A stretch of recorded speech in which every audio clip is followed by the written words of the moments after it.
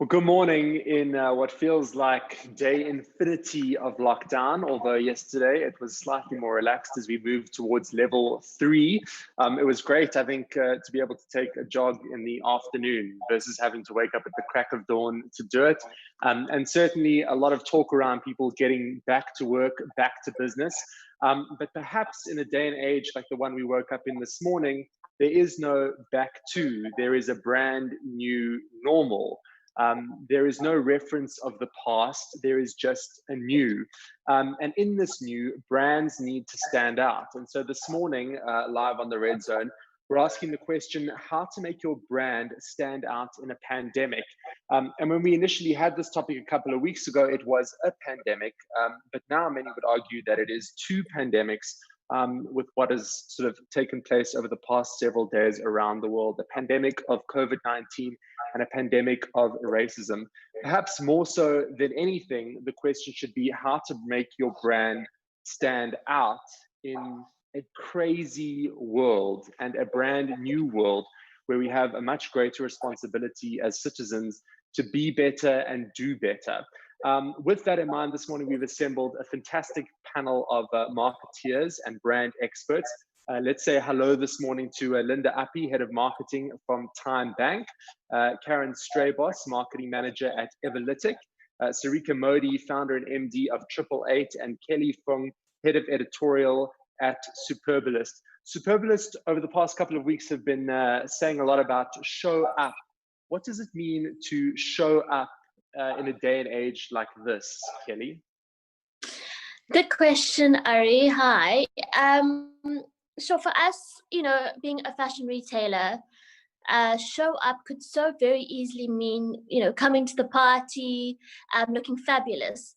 But in this instance, it was really more about showing up for yourself, and showing up for others, which basically, which really meant keeping healthy, doing what you need to do, staying home, I guess considering other people in your life and considering yourself. It was quite a positive iteration of what one would usually, I guess, understand as a fashion brand showing off. So we moved from showing off to showing up for this time. All brand managers, marketeers know that they need to show up in this day and age that we are living in. Everybody is speaking about brands having this very strong sense of purpose.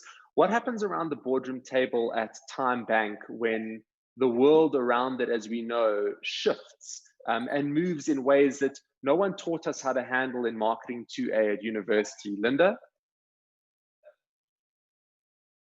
Thanks for the question, Arye.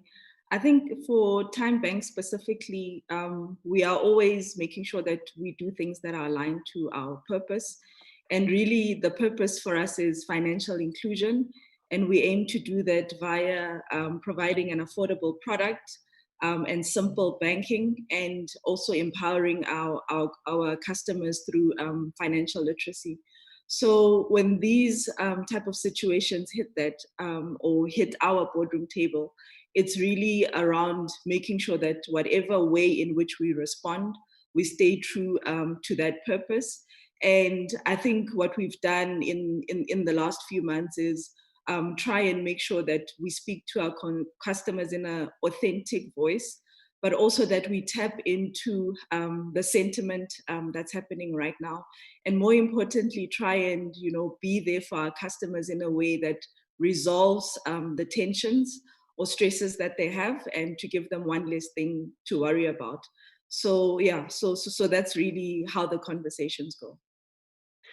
Sarika, I want to unpack this sense and this word purpose from an agency perspective, because certainly the brands that have come to you and have worked with you over the past sort of several months since the inception of 888, perhaps have never really paid much attention to purpose.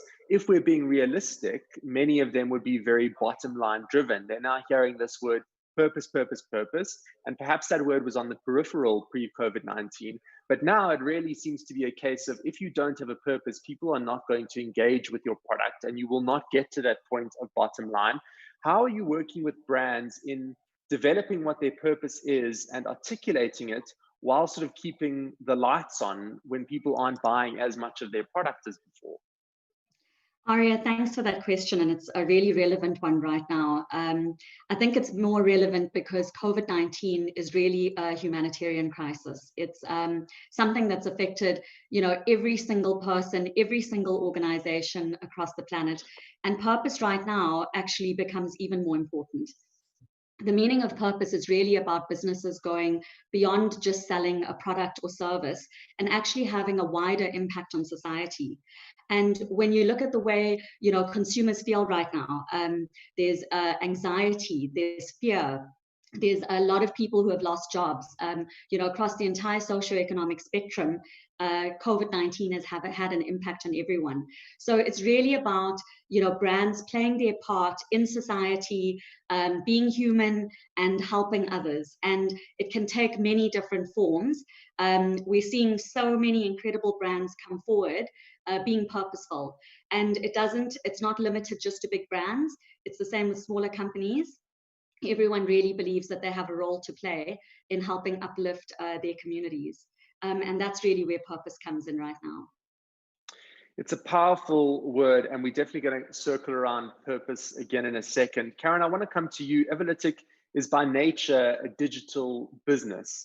And many people are arguing that, for digital businesses, for people in the sort of field that you're not out of home, there's no death of the billboard because people aren't driving anymore. People are saying it's so much easier for digital businesses. But is that the case? Even in a context where you've always been working digitally, what sort of changed from how we go about marketing brands in this brand new world? Well, I think the true point is we're lucky to be in the communication space. Being a digital communication product, people need to communicate now more than ever. And our marketing approach has always been an inbound one. So what we try and do is we try and create really helpful and valuable content to draw people into our brand and help marketers to communicate that much better, run better campaigns, more effective campaigns. So from a marketing perspective, I don't think that changed so much for us. But what we did do is we shifted it to more relevant content, why you need to communicate right now, the types of communications, who you need to communicate with, and then also providing additional content on how brands can deal with crisis going forward. So how to set up a crisis communication framework. So what we did is we still did the inbound approach, but we adjusted our content strategy. And that's the importance of digital. You need to be flexible and you need to adapt as you go, dependent on your current situation. So that's what we did, yeah.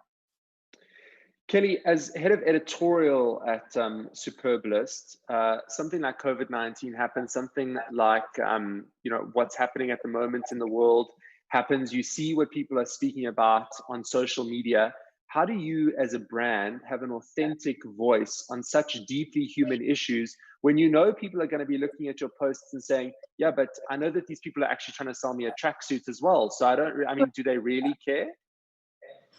Arye, so I think that's the thing. I think in the beginning of all of this, in an effort to remain authentic and to also have that level of humanity, the truth of the matter is no one knew how to navigate this. It was we overused the word unprecedented, but it really was.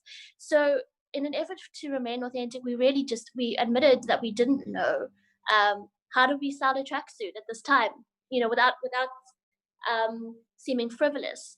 So what we did is we made use of our really strong platforms and our social media channels.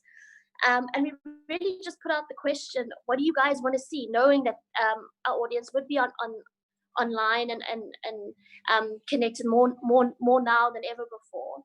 I guess we really started thinking, what do they want to see? It's almost pointless us telling everybody what they want to see.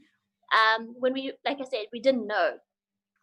So asking that very simple question and engaging with our audience was really a trick and a key to developing stories and narratives further along down the line during this time. You know, and there was obviously quite a lot of debate about whether, you know, we carry on as normal and we continue speaking fashion, or if we completely turn the other way and avoid hard sell completely. And what was quite interesting was that there was such a mix, I guess, reception of this. So some people wanted the escape and they wanted to see fashion at its best.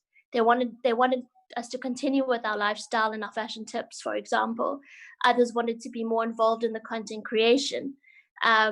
So really, it was about reaching out to our audience and actually just asking them what is it they wanted to see.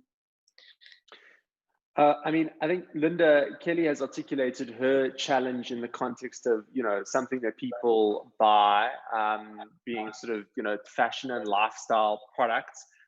In your context, it takes on a little bit of a different meaning, because people aren't asking Kelly, well, how are you actually helping me? Because I'm a client of yours. You facilitate money, which is a resource that I'm incredibly worried about at the moment. How are you actually, as a brand, helping me? People aren't necessarily asking Kelly that question as much as they would be asking you as clients of Time Bank. And then it takes on a different meaning, because all of a sudden people are actually criticizing, well, why aren't you dropping my interest rate? Why aren't you giving me a payment holiday?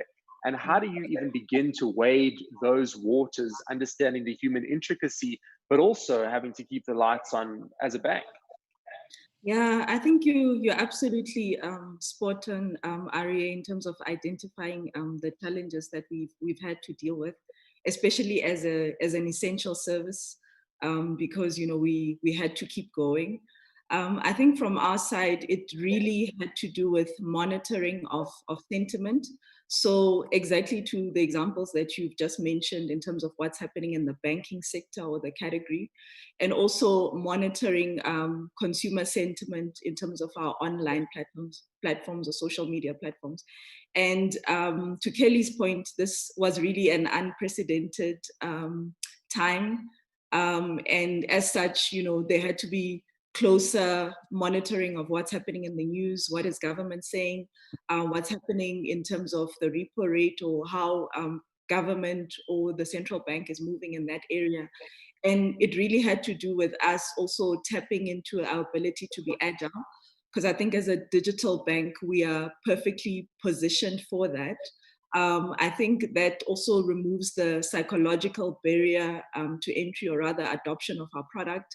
And, you know, from what we could pick up, also looking at consumer data, was safety is important. People are anxious. And also, like you pointed out, people are really worried about their money, because, you know, every cent counts.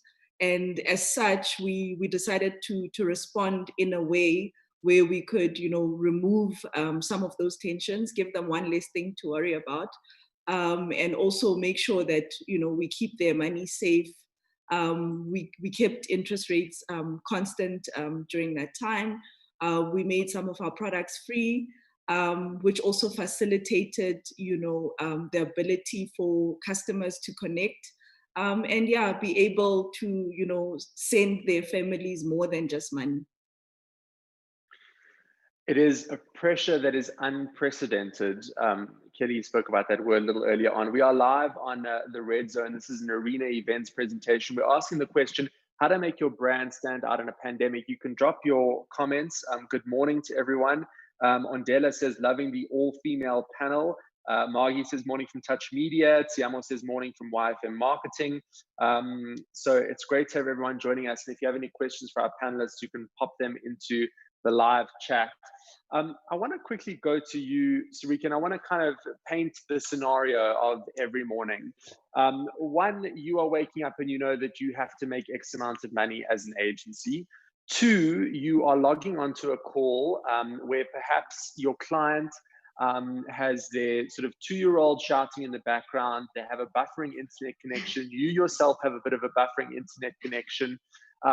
They've just been told that their job is in jeopardy because they might have a salary cut. You're now asking for money for a marketing activity. They've just been told this. They've got the 2-year-old. There's the buffering. They're not sure what their category is going to do. I mean, how do you even sort of begin to wake up positively every single morning? And clearly, I'm asking you this question because you've really adapted in this day and age, and you're adding so much value to the clients. But surely there's got to have been those moments in the past couple of weeks where you've said, well, I don't even know if the client can hear what I'm saying. The client's about to get a salary cut. All they want to do is cut budgets. Marketing is always the first thing to go. And I used to do like these physical activations, which is out the window now. So, I mean, where do I even go? Because I've also got these people that I have to pay every month. Arye, you did a really good job of laying that reality out very well. And yeah, you're absolutely spot on. It's been a time of immense change. We've had to be extremely agile, but I think the key word for us right now is empathy, because you've laid out a number of challenges, and I think that one thing that we have found that, you know, we just love in all of our clients and all the people that we work with is empathy. And as an agency, you know, that's something that we really stand for. So, you know, when there is that 2-year-old screaming in the background, you understand, you know, everyone's working from home right now. People are exhausted. You know, we've got clients who've been, you know, working from 7 till 11 at night. And interestingly, work from home, you know, some people thought that there would be less work. I think there's actually more. I think that, you know, also with all the anxiety, people are working more, they're working harder. When you're at home, there's no distinction between work and, you know, home life. It kind of can all become work life. In times like this, I do believe very strongly that empathy, you know, is our most important trait that we have to bring out. There are many different coping mechanisms. It's quite interesting. Some of our clients globally have said to all of their teams, you are required to shut down between 12 o'clock and 1 o'clock every day, have lunch, you know, switch off devices and actually just take time out. And everyone needs to shut office at 4 or 5 o'clock every day. So it's been really, you know, incredible to see companies come on board, you know, a lot of empathy with employees, a lot of support to employees, you know, and that's one of the things that I wanted to point out is that purpose is not just outward towards the consumer, it's also inward when it comes towards your staff, your employees and the teams, and even the suppliers that you work with. Unpack that for me, Karen, from a sort of culture perspective, right? Everybody speaks about, you know, culture eats profit for breakfast. And certainly companies are always going on about, you know, what is the culture of this business and how are we engaging our employees and how do we make, you know, everyone feel like this is a community and a team. And talk to me about sort of, you know, from an Everlytic sort of perspective, what culture was before and what culture kind of means now. And certainly coupled with everything that we're saying, it would feel like culture is so much more important. Absolutely. We're quite lucky at Everlytic. I mean, we've got a high performance culture. And I think there's always that worry when all of a sudden people are office bound and then they start working from home. You worry that productivity levels are going to drop. And we were actually quite surprised, but also not surprised at the same time that we didn't see a connection break. We didn't see a productivity break. What we have noticed is that collaboration is a little bit harder, and a lot of people, for example, don't like to have their video on, so that connection is a little bit more difficult to do. But we're finding new ways to combat that. We are having video calls, you know, in smaller groups. We've got our MD who has a call with the entire company sort of once every couple of weeks. And we've also got the holding company, Vox, the CEO, he speaks to us every second week, just to give us an update on how the company is doing, you know, whether, because people are worried if they're going to lose their jobs, so nobody's going to lose their jobs. These are the things that we're doing. This is how we're going to start bringing in a new work from home culture. So we're actually looking as a business to implement more flexibility. So people are not in the office the whole time, looking at being in the office 50% of the time and working from home 50% of the time. So it's a very interesting space, but it's also quite exciting. And I think people thrive on that flexibility, but also on human interaction. So it's having the best of both worlds, which I think is important. And I want to pick up on the sort of, you know, positives of all of this in a second. You spoke about Vox there. Good morning this morning to Diana Albertine, who is watching us from Vox Marketing. And also a quick shout out to Sarah Jane Bowden, who says, at her company, they have a siesta every day between 12 and 2, which has worked super well. So some people are on 12 and 1 train, but 12 and 2 sounds like a fantastic way to go to extend that by an hour. Kelly, I want to come to you and ask about what's actually happening on the ground. Are there more people on Superbalist now? You had a couple of weeks where you couldn't sell stuff, then you could sell some stuff, then you had to differentiate. Well, there's a blanket that is, very fashionable and essential service. I mean, who's even telling me this? What's happening on the ground at Superbalist? You hit the nail on the head there. Those were the weeks where we were trying to decipher what exactly is considered a winter essential.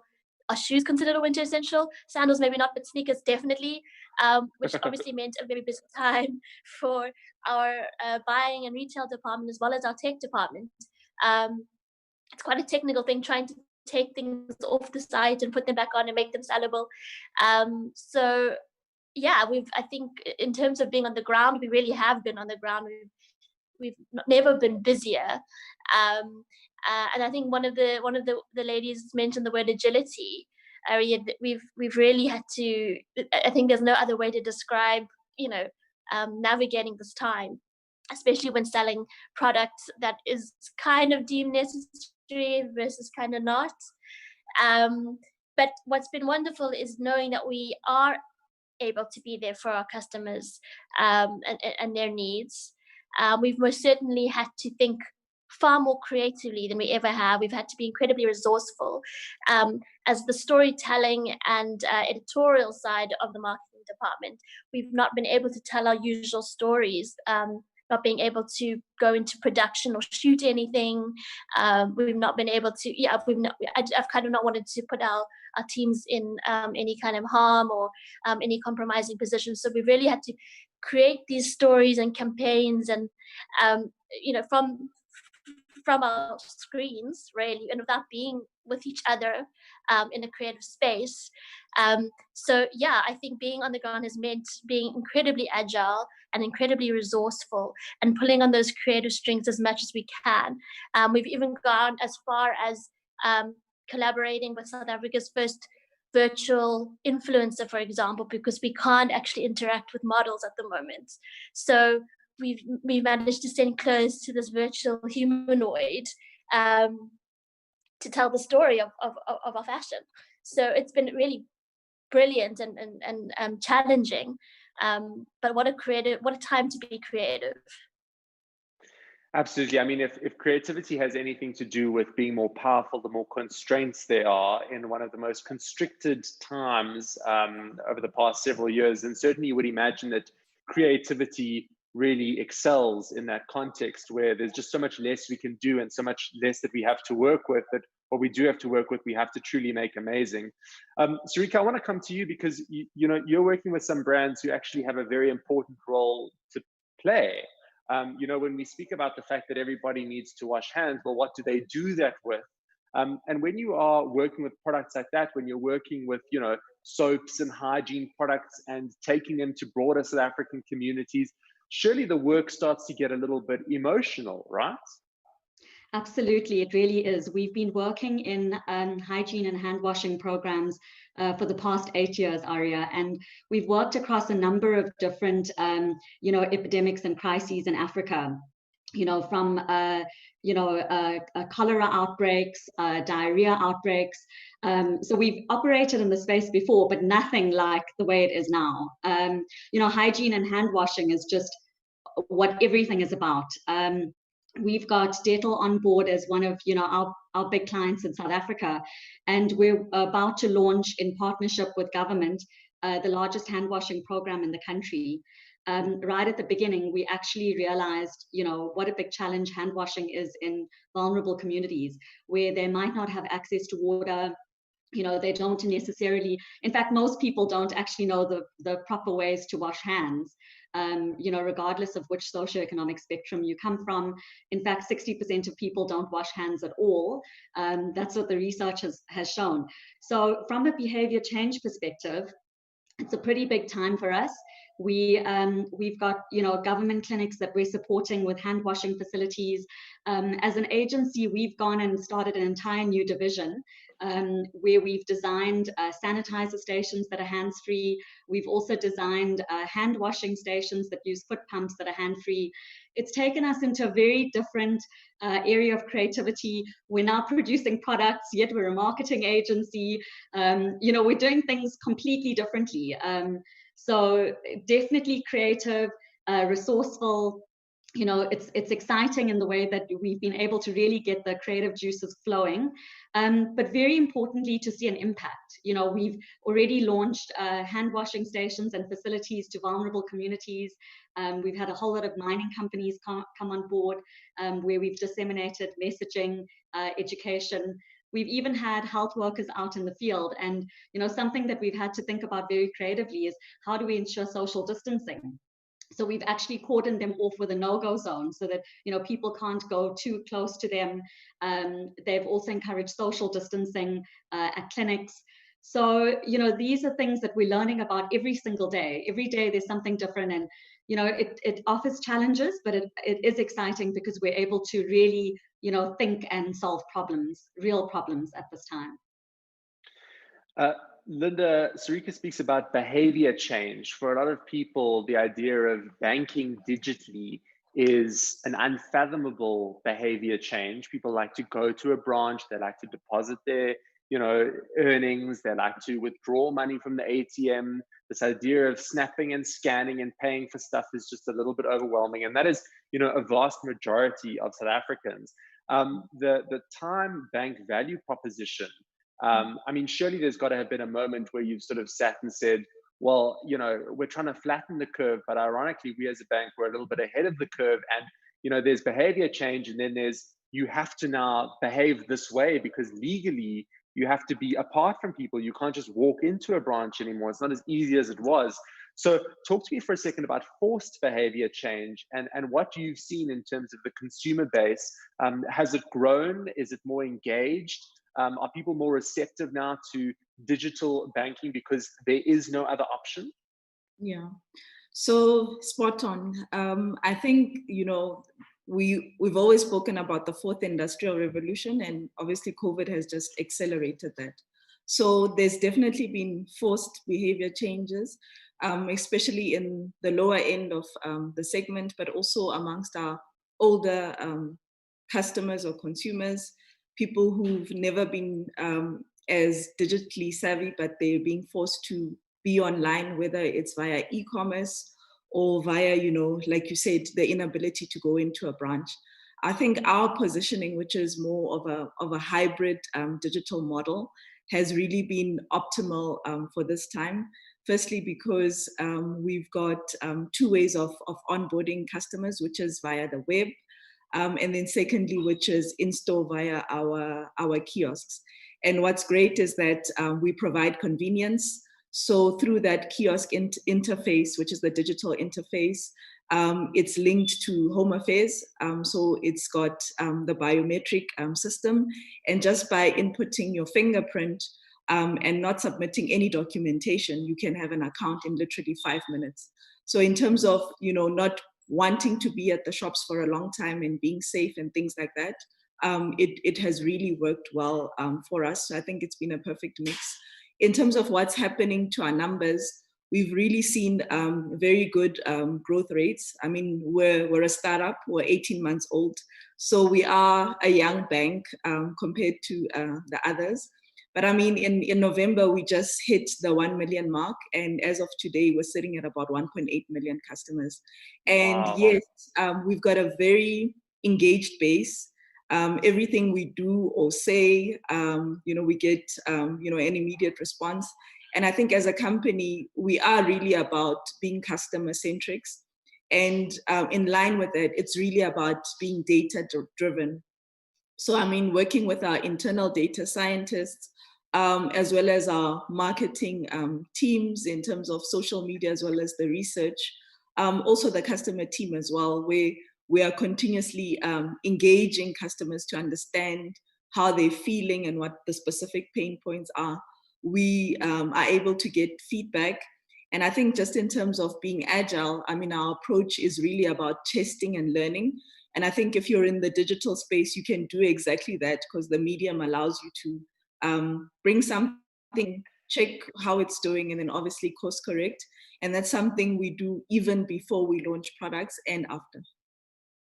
It's certainly about kind of, testing and changing it up, and digital absolutely lends itself to that. But I do want to ask Karen, I mean, everyone has been so focused, I think, in shifting, there's brands that, would have had 15% of their budgets allocated to outdoor advertising. And just the process of shifting those budgets to different means of messaging is such a process in and of itself. But do you think that everyone's paying enough attention to the message that they're actually saying? So regardless of the vehicle, the way in which we tell the story, are we paying enough attention to the actual story? Are we forgetting the fundamentals of storytelling as a brand? Are we really spending enough time interrogating what the message is? Because it's great to have all these digital platforms to say something.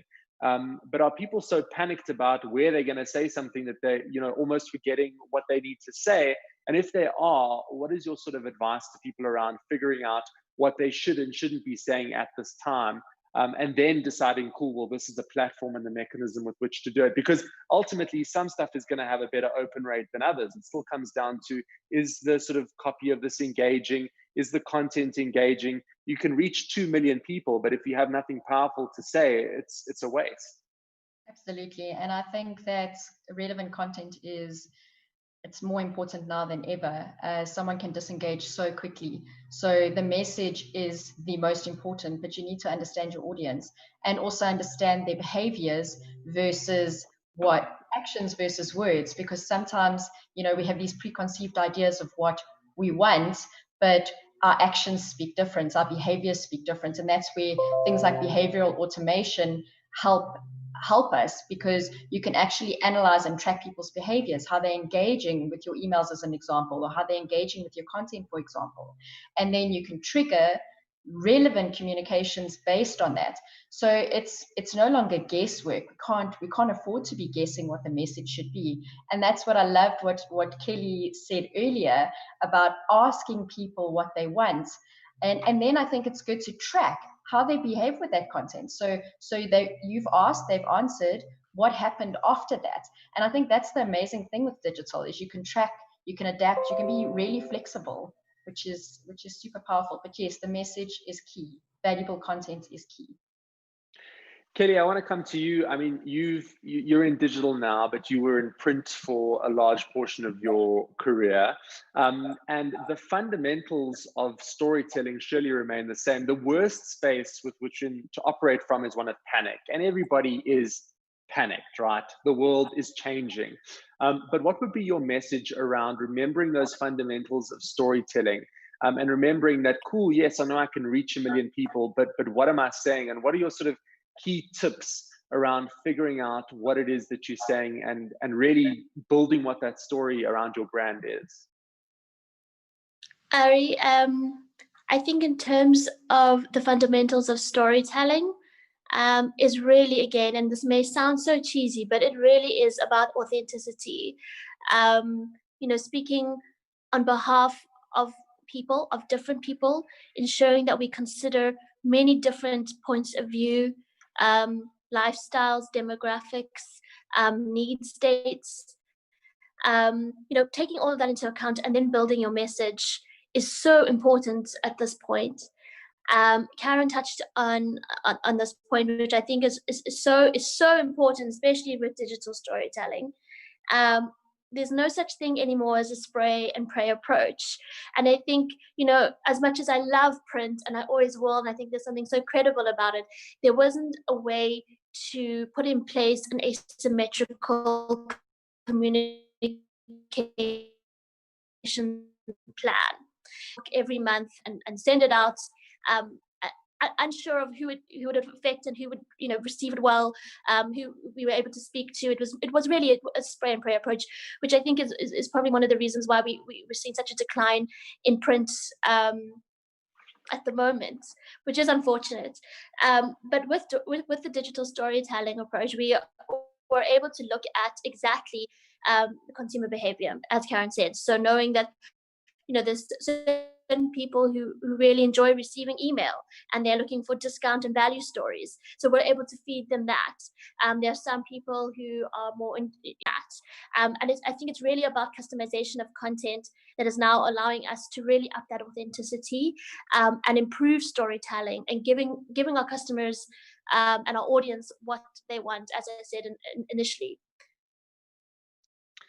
It makes it so hard, though, for the creative that's sitting at an agency that for the past 20 years has loved the fact that it's a spray and pray, because that means I get to make a 15 million Rand TV commercial. And that's my big gig for the next 6 months. I spend a month on pre-production. I have a beautiful set. I have 150 people on it. It goes onto this massive primetime television schedule. I know this spray and pray thing, and I quite like it. I mean, no one's going to say that they don't want big budgets for individual projects, because the smaller the budget is, it means you need to do more projects, which means more work. And already we feel like we have capacity just making that sort of one massive TV commercial. Linda, talk to me for a second around bang for buck, because you are the marketing manager that's saying, you know what, actually, I'm not going to give you 10 million Rand for that TV commercial. I'm rather going to do 15 different things with this 10 million Rand, and it's still going to be your responsibility because that's what the budget is.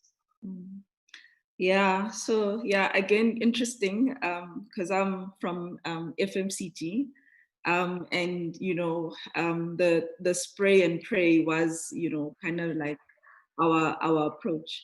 I think the challenge right now with agencies, or more importantly, I think with business right now, as you mentioned, is we really need to be able to stretch our money or get bang for our buck.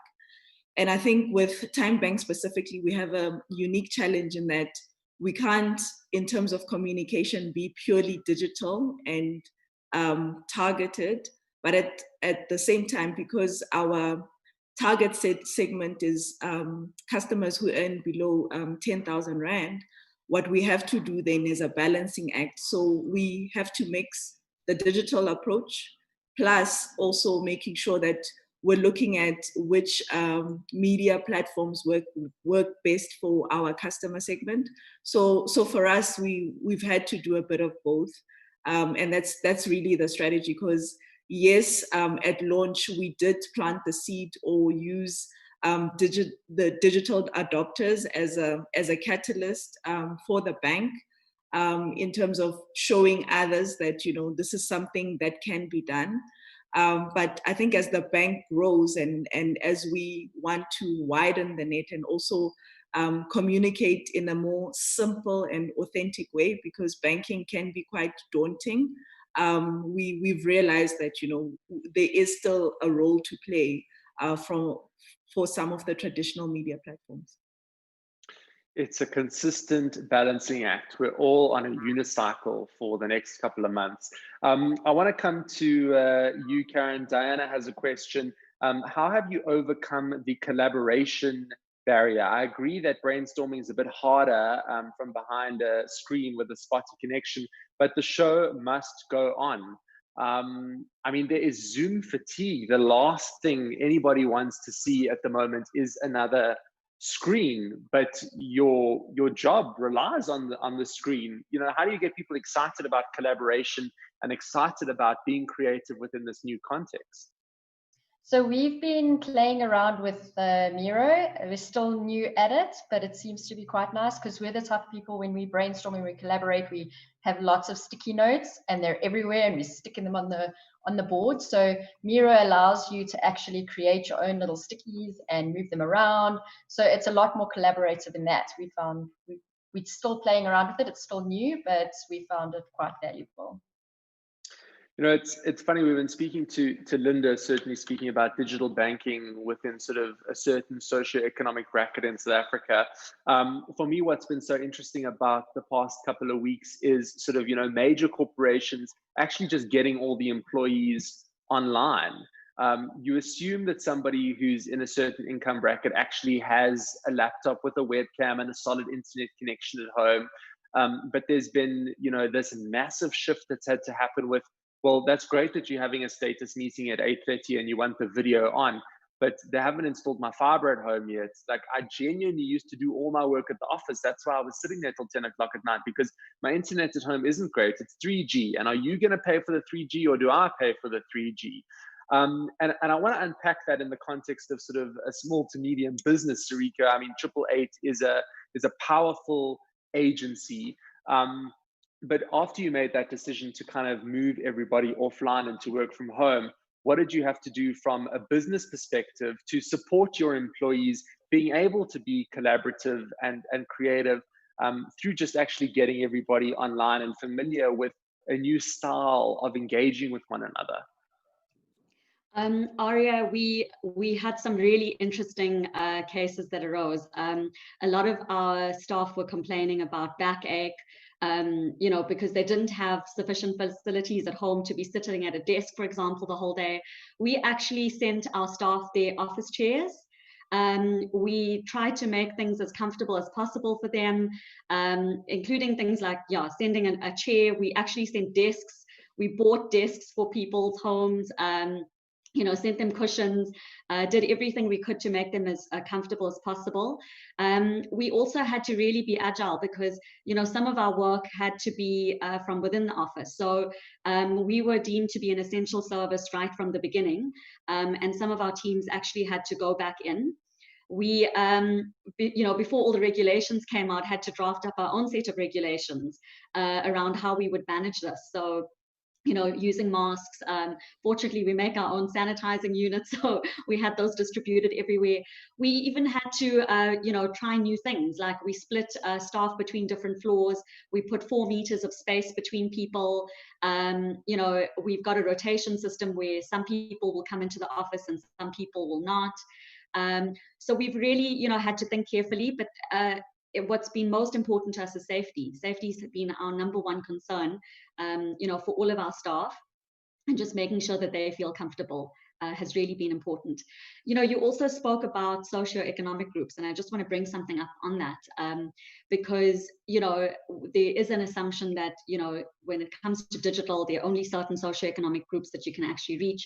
And we have had to innovate in certain areas. So we've got an education platform that's now running on WhatsApp, which really targets vulnerable communities, and being able to provide maths education to children and to parents who don't have typical access to the internet or, to Zoom or to online classrooms. So I think that, whilst we do have challenges at this time, it's actually also a time where it's forcing us to innovate, and it's also forcing us to really think about, how we can help others using digital platforms, and also using them cost effectively, because as you said, not everyone can afford that level of data, whereas WhatsApp has also really become important for driving more affordable data usage.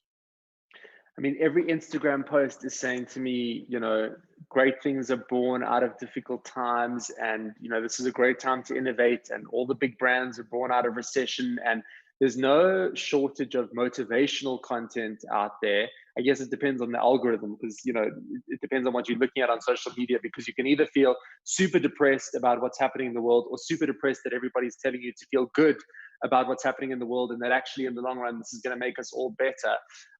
Kelly, as the master of writing a monthly editorial for many years of your life, what do you think that the editor's note on 2020 is going to be, or what do you hope that it's going to be as we begin to move into this new decade, sort of 2021 forward? Where should we be trying to go as humans? Arye, you've always come with your difficult questions. She just froze her internet connection there because she didn't want to answer. The right note on it. Am I back on? Can you hear me? Yeah. Yeah. Okay. It's a good question, regardless. Thank you, Arye. I think if I were to write an editor's note on our current time, I think we've touched on so many great points: empathy, purpose, agility, creativity, and innovation. And I think it's really a balance of all of that, I think we've got to be positive, and I think we've got to be optimistic that this has come around in order for us to make changes. I don't think we should go back to the normal. I think the reason why this has all happened is because it wasn't working. So really to acknowledge that, yes, this has been a difficult time. We've seen a lot of struggle and a lot of challenge, but most certainly you're right, it is a time to recalibrate, to relook and to pivot into a positive space that is going to work for different people from different backgrounds. And I think I would definitely say that while like we said, it is a difficult space, we all have to come together and put our minds together and figure out a way forward and how to change things. Like I said, we can't go back to how it was before. And I think another really cliched term, an overused term, is the new normal. I think we've also got to really navigate what that means, and what it means for different people. Again, this sort of spray and pray approach was not working before. So how do we include people? How do we include different points of view and different backgrounds and different socioeconomic states into moving forward in a very digital era?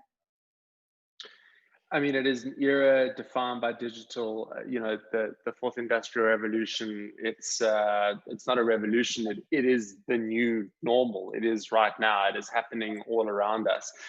We have to start landing this plane. It's the one plane that is allowed to fly at the moment. The question today was how to make your brand stand out in a pandemic. And I almost wonder. It sounds cheesy to say that should be quite an emotive question. I don't know if brand managers should be sitting in an almost, with an almost yoga retreat-like feeling, actually really interrogating the purpose of this thing and looking at the logo and saying, well, what does it mean? It feels ridiculous to get esoteric about brands and to get emotional about brands and abstract about brands and think that a logo should define certain human feelings. But if everybody's demanding purpose, then maybe we have to look at the Time Bank logo and say, well, genuinely, how does this brand actually serve people, and how does it uplift them, and how do I feel about it, and how should people feel about it, and what is the emotion with which it comes, and what are the people that are logging onto these meetings thinking about that logo? Is it time for a little bit more emotion in brand brand purpose figuring out? Should we be looking longfully at these logos and saying, well, what do they mean?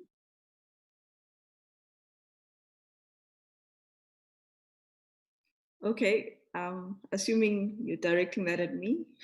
Yeah, I mean, I think it's at anybody, because it feels like we've just got to get sort of, quite connected around these different brands and not just look at it as a general ledger, with annual audited financial statements. Yeah. So my view on that, specifically for Time Bank, is that we're a young brand. We're 18 months old. And I think in terms of our communication when we initially launched, it was, specifically emotive in terms of trying to communicate the purpose of what we do. In terms of the current time, I think, messing with logos, in my personal opinion, I wouldn't think is the right approach. I think, consumers or customers will remember those brands that were there for them in difficult times. And for us, it's really about how are we helping them in terms of easing those tensions. And also, what you said earlier about, there's concerns around the economy, there's concerns around money, every cent counts, etc. And for us, our approach is really to be practical and to show people actually in practical and authentic ways in terms of our tone, how we can help them do that. So for us, we're holding the ship steady. We're just obviously in line with the sentiment, adjusting our approach. I know earlier on there was a discussion around innovation in terms of the comm space, especially looking at the lower segment. And I think with our last campaign, which was the Send Money campaign, that was exactly that, where we were leveraging USSD, which is, not your mainstream digital channel, but unlocking the potential of it through the use of it, especially in that segment. And obviously there's a lot to be said in terms of the growth of WhatsApp and its ability to communicate, but also as a service channel.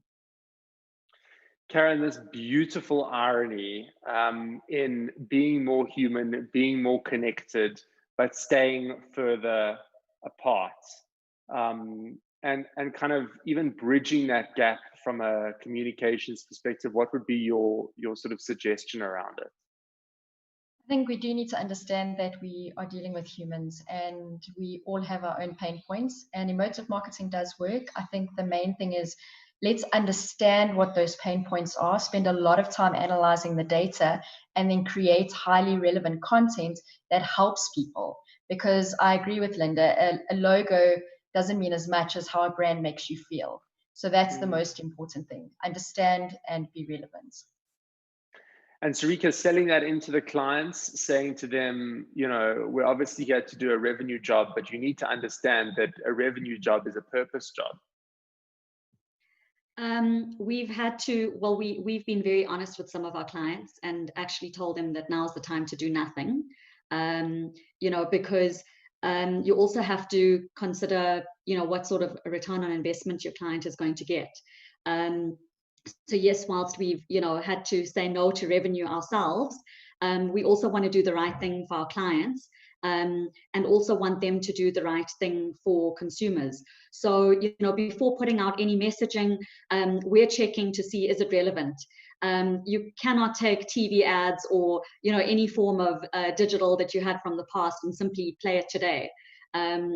You have to really be sensitive to people. You also have to be authentic. So, Arye, we've seen brands that are desperately trying to, be relevant and to talk at a time where actually maybe they shouldn't be, or they need to rethink whether, their message is authentic enough. As a brand, do I have believability to operate in the space? Or am I just doing it so that I can be heard? So we've questioned all of our campaigns. We've been very honest with clients and, told some of them now's the time to actually wait and hold on to your budget. And then there are others where, it's been very easy to guide them and say, actually, now's the time that you should be doing more. Brands that really are purposeful and have a space right now should be talking more because, as somebody said earlier, consumers are looking for the brands that are going to be there for them, that are going to support them. It's the same with your friends, and the same with a brand. You look for those who are there in your time of need. And I think that consumers will remember those brands that have been there and been sensitive in their time of need. And I also just want to mention that, for companies that are operating across many different markets, we have some brands where we're working throughout Southern Africa with them. We've really had to think locally because different countries are in different parts of lockdown. They're in different states, and people's thinking and their feeling at this time is actually different if you look just across our borders. So localizing has also been absolutely critical at this time. So many things that go into the pot and into that marketing mix that certainly no professor could have told us in marketing 2A. I want to land it with you, Kelly. Lisa Marie on the live stream says, it's scary being a marketer at this time. She says, when Twitter is ready to cancel brands in a second. We're going to bring it full circle. This idea from Superbalist around show up, and everybody saying, well, brands need to show up. Sarika, they're being very honest, saying, some brands actually don't need to show up. They just need to not say anything. They're not poised to say that you can't bring that narrative in overnight. I can't imagine the countless conversations that have happened the past couple of days with various brands thinking, well, Nike put out a great piece and then Adidas responded to it and then Reebok was in the mix. And I'm sure that we, as a battery company have something to say. So let's just say it. And then they go out on social and then it's an absolute disaster. And everyone says, you're a battery company, you're not Nike, but they just want to say something and they want to be there. We asked the question, how to make your brand stand out in a pandemic, and just sort of your final thoughts on taking your ego out of it and taking your need to feel like you always have to have an opinion and say something, which by virtue of the fact that people are marketers, marketers feel like they need to change everything. That's why every piece has 1,600 reverts on it. But when do you just not show up, to kind of reiterate what Sarika says? And what's the honest conversation that, marketers should be having around saying something and standing out at this time? Ari, I think, you brought up a really wonderful example there with the Nike and the Addy almost collaborative communication thing that they did this week. I think we have to go back to understanding what the purpose of what we're trying to say is. And I'm speaking on behalf of all brands. What does your brand stand for? I think I think all marketers have to decide and figure out what it is that brand stands for, logo regardless. Ultimately, if you're wanting to show up and be in solidarity with whatever is going on in the world, sometimes being in solidarity doesn't mean standing out. Sometimes it means, listening to what others have to say, and like you said, take a step back, not say anything, or really say exactly what everyone else is saying and being in solidarity with. I think it's really taking a step back and looking at what is it that you wanted to try and say. And I think by no means, like, for example, the example with Nike and Addy, it wasn't about standing out. It wasn't about a communication interplay or war between the two brands. It was literally showing that they both agree on one point and saying it, and that's okay. No one outdid the other. And I think as marketers, sometimes that's really okay to just be in solidarity and not trying to win the race in communication. Absolutely. Well, ladies, it's been fantastic spending this time with you this morning. I think what we know for sure is that tomorrow is entirely unsure, and we don't know what's going to be trending on Twitter, and we don't know if it's going to be good or it's going to be bad. But what we have to be conscious of is who we are and what we're about. And perhaps if we spend this time for a little bit of personal development and then brand development when we go into the office every single day, as long as we have a strong sense of what we are about as a brand, as a person, then maybe we won't be so easily shaken when the wind turns into a hurricane. Thank you so much for joining us this morning. That there is Head of Marketing at Time Bank, Linda Appy, from Everlytic, the marketing manager there, Karen Straybos, founder and MD of 888, Sarika Modi, and of course, showing up, the head of editorial at Superbalist, Kelly Fung. Ladies, thanks so much. And everyone, we've got a couple of hours of Zoom meetings left for the day. So good luck, and don't be afraid to throw the word purpose around. This has been an Arena Events presentation. We'll see you again on the first Tuesday of next month. Bye.